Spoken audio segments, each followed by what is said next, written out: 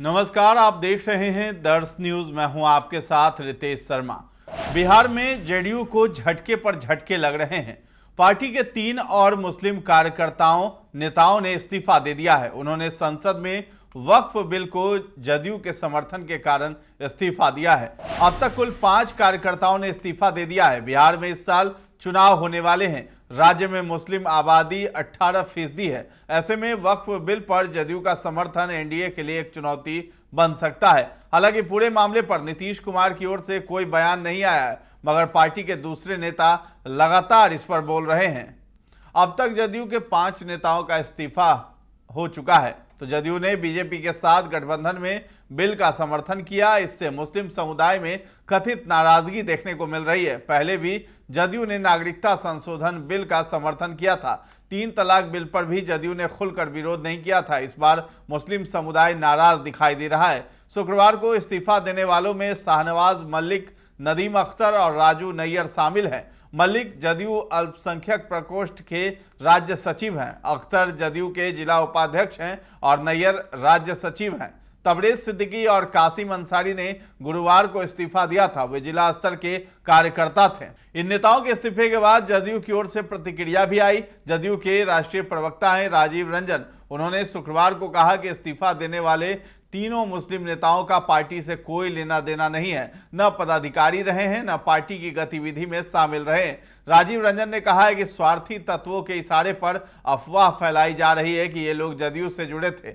पुरजोर शब्दों में खंडन करता हूं, इन नेताओं का पार्टी से कोई लेना देना नहीं है। आगे कहा कि गुलाम गौस, गुलाम रसूल बलियावी जैसे नेता पार्टी के साथ खड़े हैं। नीतीश कुमार वक्फ विधेयक के साथ हैं। यह पारदर्शिता, निष्पक्षता की गारंटी है। यह विधेयक गरीब एवं पसमानदा मुसलमानों के लिए उम्मीद की किरण है।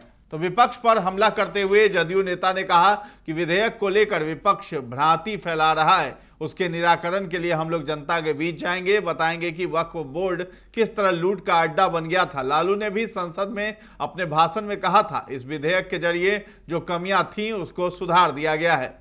राजीव रंजन ने कहा है कि वक्फ संशोधन विधेयक के साथ नीतीश कुमार खड़े हैं। इसका मतलब ये कि पारदर्शिता रहेगी, लूट खसोट पर रोक लगेगी। आरजेडी ने पटना में नीतीश कुमार का पोस्टर लगाया है। नीतीश कुमार को गिरगिट बताया गया है। इस पोस्टर पर कहा कि ये नीतीश का अपमान मतलब पूरे बिहार का अपमान है। 14 करोड़ जनता माफ नहीं करेगी। आरजेडी में बदहवासी छाई है। जदयू में कोई टूट नहीं होगी। पार्टी एकजुट है। अब चुनाव में जनता आरजेडी को सबक सिखाएगी। बरगला कर वोट नहीं ले सकते हैं।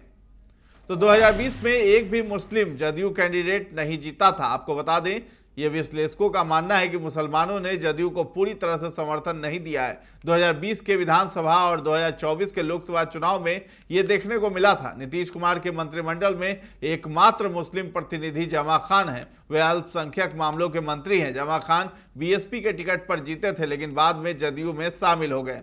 जदयू को अपने कल्याणकारी योजनाओं पर भी भरोसा है। इन मुश्किलों के बावजूद जदयू को उम्मीद है कि वक्फ बिल का समर्थन उसके चुनावी संभावनाओं पर असर नहीं डालेगा। पार्टी को अल्पसंख्यक समुदाय के लिए किए गए कार्यों पर भरोसा है। जदयू प्रवक्ता नीरज कुमार ने भी कहा है कि हमने बिहार में बहुत पहले वक्फ विकास बोर्ड की स्थापना की थी। इसके तहत अल्पसंख्यक छात्रों के लिए छात्रावास सहित बहुउद्देशीय भवनों के लिए 110 करोड़ रुपए आवंटित किए गए थे। हमने कब्रिस्तानों की घेराबंदी भी सुनिश्चित की। इसके अतिरिक्त हमने राज्य में शराबबंदी भी लागू की। तो मुस्लिमों को वक्फ बिल के फायदे भी बताएगी जदयू। पार्टी कार्यकर्ताओं का कहना है कि वे घर घर जाकर लोगों को बताएंगे कि जदयू ने उनके लिए क्या किया है। वे लोगों को समझाएंगे कि वक्फ बिल उनके फायदे के लिए है। जदयू को उम्मीद है कि लोग उनकी बात समझेंगे और उन्हें वोट देंगे। लेकिन मुस्लिम कार्यकर्ताओं के इस्तीफे से पार्टी की मुश्किलें बढ़ गई हैं। देखना होगा कि चुनाव में इसका क्या असर होता है।